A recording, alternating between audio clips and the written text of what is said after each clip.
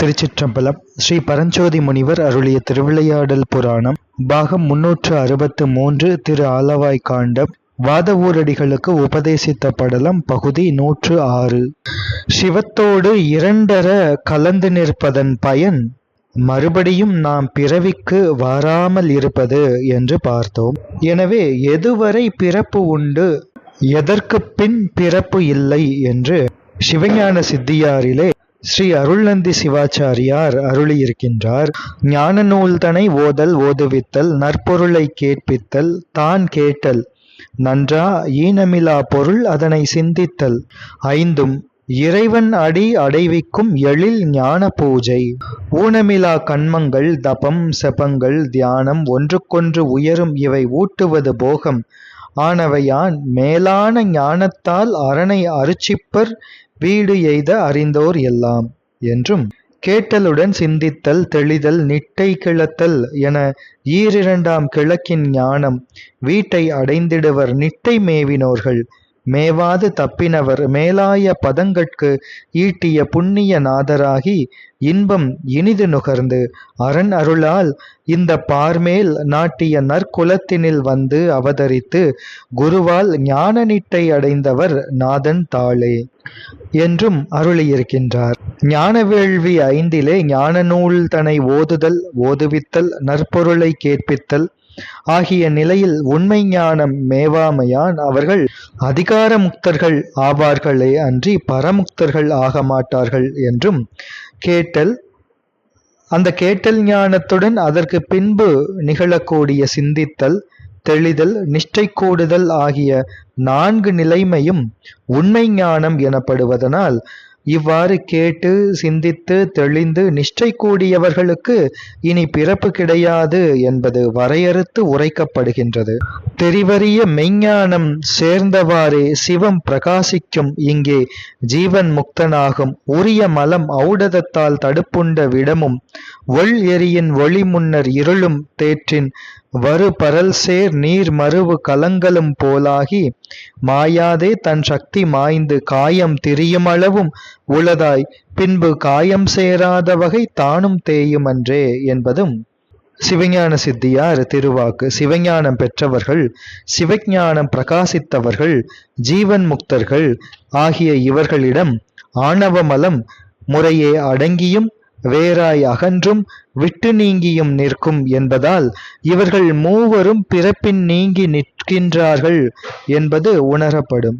திருமுறைகளிலே துற்றவர் வெண்தலையில் சுருள் கோவணம் தற்றவர் தம் வினையானையெல்லாம் அற்றவர் ஆரூர் அறநெறி கைத்தொழ உற்றவர் தாம் ஒளி பெற்றனர் தாமே என்றும், மற்றொரும் தன்னொப்பர் இல்லான் கண்டாய் மயிலாடு துறை இடமா மகிழ்ந்தான் கண்டாய் புற்றாட அரவணிந்த புனிதன் கண்டாய் பூந்துருத்தி பொய்யிலியாய் நின்றான் கண்டாய் அற்றார்கட்கு அற்றானாய் நின்றான் கண்டாய் ஐயாறு அகலாத ஐயன் கண்டாய் குற்றாலத்து அமர்ந்துரையும் கூத்தன் கண்டாய் கோடிக்கா அமர்ந்துரையும் குழகன் தானே என்றும், வெற்றவே அடியார் அடிமிசை வீழும் விருப்பினன் வெள்ளை நீரணியும் கொற்றவன் தனக்கு மந்திரியாய குலச்சிறை குலாவி நின்று ஏத்தும் ஒற்றை வெள்விடையன் உம்பரார் தலைவன் உலகினில் இயற்கையை ஒளித்திட்டு அற்றவர்க்கு அற்ற சிவன் உரைகின்ற ஆலவாயாவதும் இதுவே என்றும் இந்த வாக்குகள் எல்லாம் நம்முடைய அப்பர் பெருமானின் திருவாக்காகவும் எம்பிரான் திருஞான சம்பந்தமூர்த்தி நாயனாரின் வாக்குகளாகவும் அருளப்பட்டிருக்கின்றன. உற்றவர் பெற்றவர் அற்றவர் முற்றும் அற்றவர்க்கு அற்றவன் அல்லவர்க்கு அல்லவன் அந்தம் ஆதி இல்லவன் வந்து குரங்கு மனத்து கொடியேன் பறக்கும் பரப்பை குவித்து நிறுத்தி பிடித்திட்டு இருள் வெளியாகும் மருளினை அறுத்து வந்து புகுதலும் சென்று நீங்களும் இன்றி என்பது இருபாயிருபகது திருவாக்கு. இதிலே உற்றவர் என்பவர்கள் திருவருளில் உற்றவர்கள், அருள் விளக்கம் உற்றவர்கள், சிவ என்று 2 அக்ஷரமாக நிற்பவர்கள். இதனை எம்பிரான் திருநீலநக்க நாயனார் வரலாறு கொண்டு நாம் அறியலாம். நறுநுதல் மடவார் மென்மலர் தடம் படிய மற்ற அவருடன் விரவி அன்னம் முன்துறை ஆடுவ பூவை பாடுவ சாமம் என்று ஸ்ரீமத் தெய்வச்செக்கிழார் பெருமான் திருநீலநக்க நாயனாரது புராணத்தின் ஆரம்பத்திலே அருளுவார். இங்கே இந்த காட்சி பெண்களை மடவார் எனாமல் நறுநுதல் மடவார் என்று அடைமொழி கொடுத்ததனால் நல்லறிவு வாய்க்கப் பெற்றவர்கள் இந்த பெண்கள் என்பதையும், இந்த பெண்களோடு அன்னம் நீராடுவதால் சேர்ந்து இருக்கின்றன என்றும், பூவை பறவைகளோ சாமவேதப்பா ஆட்டத்தினால் விரவினவையும் உரைத்தார். எனவே பெண்கள் வேதம் உணர்ந்தவர்கள் என்பதை உணர்த்திய ஆசிரியர் அடுத்து பன்மறை கிடையுடன் பயிற்றுவ பல பூவை என்று அருளுவதனால் அந்த பூவை பறவைகளின் அறிவு தெளிவை நமக்கு காட்டுகின்றார். எப்படி என்றால், இந்த பூவை பறவைகள் வேதங்கள் சொல்லிக் கொடுக்கக்கூடிய இடங்களிலே இருந்து அதனை கேட்டு அந்த வேதத்திலே தெளிந்து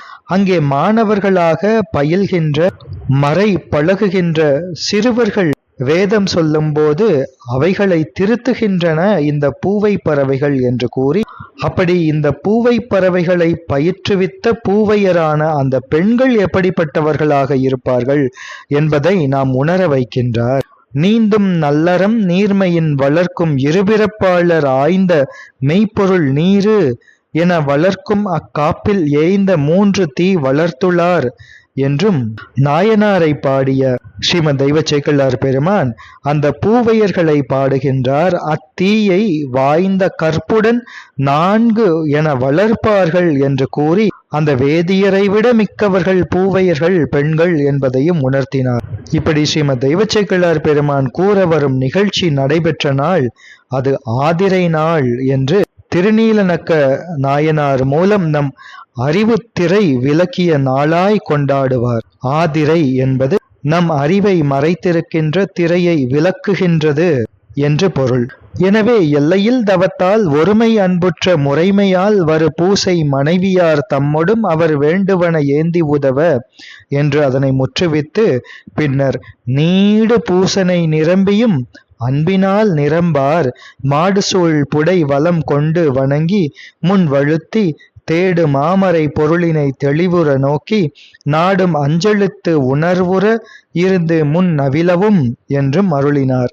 அந்த வேளையிலே நீண்ட பொன்மேரு சிலையினார் திருமேனி மேல் ஓர் அற்ப சிலம்பி விழுந்தது. ஆயினும் அங்கு திருமேனிக்கு அயலே நின்றவர் என்றாலும் அவர் மேல் மயலின் மலர்கண் அம்மை போல் அன்பின் நிரம்பி என்றார். எனவே நம் அம்மையார் தம் உள்ளத்தில் இறைவன் மேல் நிரம்பி பொழிந்த அன்பினார் சிவலிங்கத்தின் மேல் விழுந்த சிலந்தியினை ஊத சிலந்தியை மட்டும் நீக்கவில்லை, சிலந்தி போல நாசோத்பத்தியாய் பிரவாகமாய் தொடர்ந்த பிறவி ஒளிந்து நீங்குமாறு ஊதினார் என்று வைத்து காட்டுகின்றார் ஸ்ரீமத் தெய்வ சேக்கிழார் பெருமான் என்றார். நாயனார் கண்ணுக்கு தம் துணைவியார் சிவலிங்கத்தின் மீது விழுந்த சிலந்தியை வாயினால் ஊதி அகற்றிய செயல் அது குற்றமாக நாயனார் கண்ணுக்கு தெரிந்தாலும் கூட உண்மையாக நோக்குவார்க்கு அது குற்றமன்று என்பதனை இந்த பூவை பறவைகள் வேதச் சிறுவரை திருத்தியது போல ஒரு கணவரை நேரே திருத்துவது மனைவியின் கற்பு ஆகாது என்பதனால் அந்த அபயந்திநாதரை அபயமாக கொண்டு உணர்த்தினார் நாயனாரின் கற்பில் சிறந்த அந்த மனைவியார் அம்மையார். இதுவே இந்த திருவருளில் உற்றவர் என்பவர்களினுடைய பண்பு ஆகும். இனி பெற்றவர் என்பது சிவத்தை பெற்றவர், அவர்கள் ஆனந்த விளக்கம் பெற்றவர்கள், அவர்கள் சிகாரத்திலே மட்டும் நிற்பவர்கள். எனவே அப்படி சிகாரத்திலே மட்டும் நின்ற பின் இனி இந்த பிறப்பு நீங்கும் வரை, எடுத்த இந்த தேகம் நீங்கும் வரை இந்த உலகில் எவ்வாறு நிற்பார்கள் என்றால், கேட்டல் சிந்தித்தல் நிலையில் சாதனை நிலையில் நிற்கும் மாணவனாகிய நீ எப்படி நிற்க வேண்டும் என்றால், பேய் தான் பற்றிய ஆன்மாவின் அறிவை கீழ்ப்படுத்தி அடக்கி அந்த பேய் தான் ஆவேசித்து நிற்பது போல, பேய் பிடித்தவர்கள் பேயினால் ஆவேசிக்கப்பட்டு அவர்களின் அறிவு அடக்கப்பட்டு அவர்களின் செயல் எல்லாம் பேயினுடைய செயல்களாகவே இருப்பது போல, நீ முழுமையாக திருவருள் விளக்கம் பெற உன் தத்போதத்தை கீழ்ப்படுத்தி திருவருளில் அடங்கி ஒன்றும் தன்மை அது உண்டாகும் காலம் வரை இன்று முதல் நான் எனது என்ற செருக்கோடு ஒரு செயலும் செய்யாமல் அருள் வழியில் பிறழாது உன்னை இழந்து நில் என்பது இங்கே உபதேசம். எனவே மல வாசனையும் நீங்கி முழுமையான சிவதரிசனம் எனும் சிவஞான விளக்கம் அது தெளிதல், அதனை பெற நான் என்கின்ற காண்பான் அது ஞாத்ரு எனது என்கின்ற காட்சிப்படு பொருள் அது ஞேயம். இதனை காட்டும் சிவஞானம் அது ஞானம். இந்த தன்முனைப்பும் இன்றி அருள் வழி அடங்கி திரிபுடி நிலையும் இல்லாமல் வலுவாது நிற்க வேண்டும்.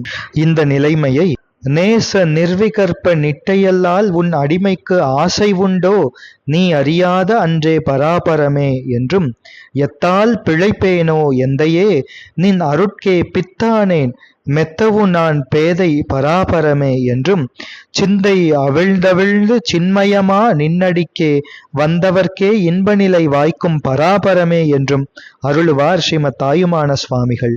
ஏதேது செய்தாலும் ஏதேது சொன்னாலும் ஏதேது சிந்தித்து இருந்தாலும் மாதேவா நின் செயலே என்று நினது அருளாலே உணரில் என் செயலே காண்கிலனே என்றும், ஏதேது செய்திடினும் ஏதேது பேசிடினும் ஏதேது சிந்தித்து இருந்திடினும் மாதேவன் காட்டிடுவது ஆன அருள் கண்ணை விட்டு நீங்காது நாட்டம் அதுவாய் நட என்றும், நின்னறிவில் யான் ஒளித்து நீயாகி நின்றது போல் என்னறிவில் நீயொளித்தே யானாகி எந்நாளும் நிற்க வல்லை யாமாகில் நின் சனனம் போக்குதற்கு கற்க வல்லது ஏதுமில்லை காண் என்றும் ஸ்ரீ குருஞான சம்பந்த பெருமான் அருளுவார். இதனை பெயர்த்தும் அவனுக்கே பிச்சியானாள் என்றும், பெரும் பித்தர் கூடி பிதற்றும் அடி என்றும் அருளுவார் எம்பிரான் திருநாவுக்கரசு சுவாமிகள். இதனை பிச்சது ஏற்றும் பெருந்துறையாய் அரிய பொருளே என்றும், என் பிறவியை வேறறுத்து பெரும் பிச்சு தரும் பெருமான் என்றும் ஸ்ரீமத் மாணிக்கவாசக சுவாமிகள் அருளுவார்கள்.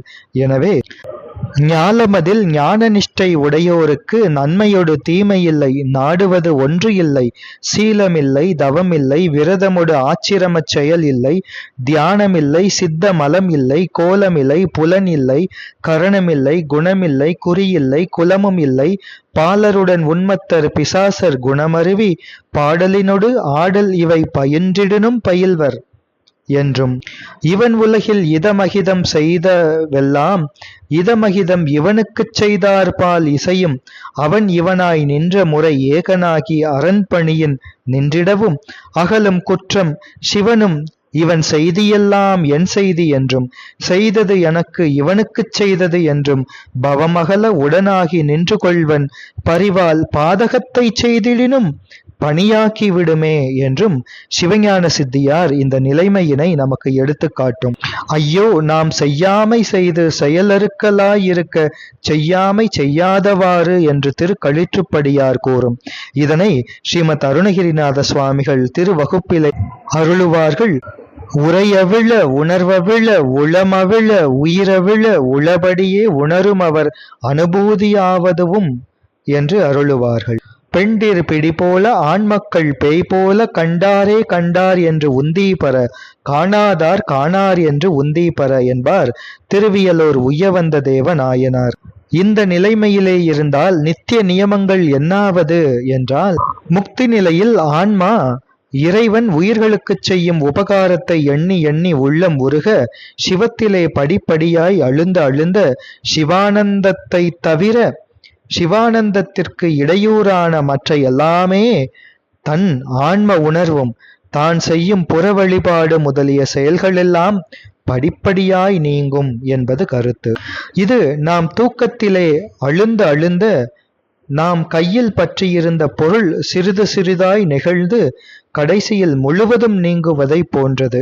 இதில் நாம் அறியாமையில் அழுந்தி பொருளை விடுகின்றோம். தூக்கத்திலே தூங்கும்போது ஒரு பொருளை கையில் வைத்திருக்கின்றோம் என்றால் நாம் தூக்கம் என்கின்ற அறியாமையிலே அழுந்தி அழுந்தி நம் கையிலே இருக்கின்ற பொருள் நழுவி விடுகின்றது, அதை விடுகின்றோம். அதுபோன்று முக்தியிலே சிவத்தில் அழுந்தி அழுந்தி நம்மையும் நம் செயலையும் மறப்பது.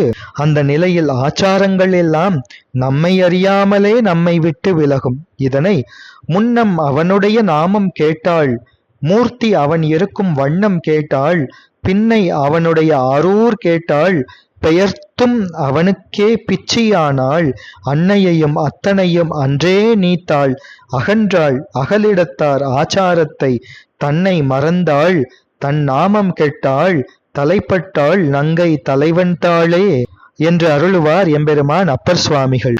அகல் விளக்காகிய ஆக்கை தன்னை நான் எல்விளக்கு ஆயிட காண்பது எந்த நாள், சொல் விளக்கிய புகழ் தொண்டை நாட்டுக்கோர் நல்விளக்கு ஆகிய இளசைநாதனே என்று இளசை 10 அந்தாதியிலே ஸ்ரீமத் மாதவ சிவஞான சுவாமிகள் அருளுவார்கள்.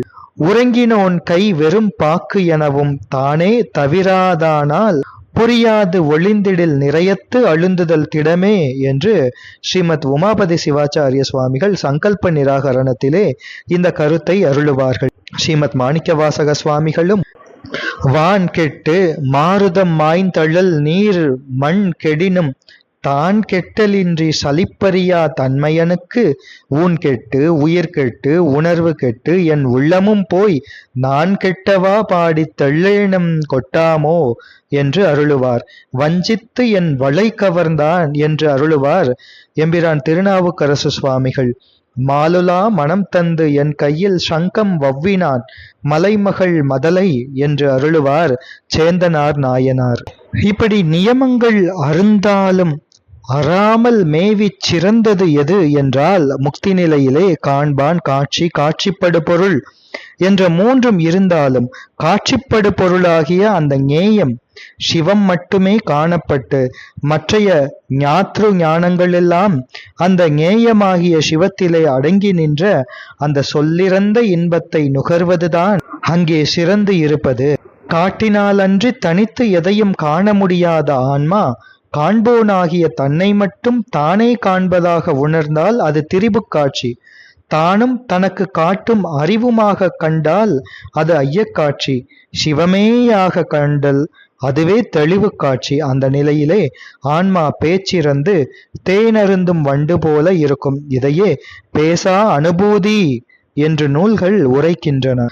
உண்மையில் நம் அறிவின் உள் புகுந்து நாயேனை தானாக்கிய தன்னை காட்டி கண்டதும் அவனே. யானாகிய என்னை விழுங்கி வெறும் தானாய் நிலை நின்றது தத்பரமே என்பார் ஸ்ரீமத் அருணகிரிநாத சுவாமிகள். எனவே பேசுகின்றவர்களுக்கு காட்சி இல்லை, காண்பவர்களுக்கு பேச்சு இல்லை. அப்படி காண்பானும் காட்டுவதும் காட்சியுமாய் நின்ற அந்த வீண் பாவம் போய் அதுவாய் மேவுநாள் என்னாளோ என்பார் தாயுமான சுவாமிகள். காண்பானும் காட்டுவதும் காண்பதுவும் நீத்து உண்மை காண்பார்கள் நன்முத்தி காணார்கள். காண்பானும் காட்டுவதும் காண்பதுவும் தன்கடந்தை சம்பந்தன் வாட்டும் நெறி வாராதவர் என்று வினாவெண்பா இதனை கூறும். இதனை இங்கண் இருந்தது என்று எவ்வண்ணம் சொல்லுகேன், அங்கண் இருந்தது என்று உந்தீபர அறியும் அறிவு அது அன்று உந்தீபர என்று திரு உந்தியார் கூறும். இதனை அன்று முதல் ஆரேனும் ஆளாய் உடனாகி சென்றவர்க்கும் இன்னது என சென்றதில்லை.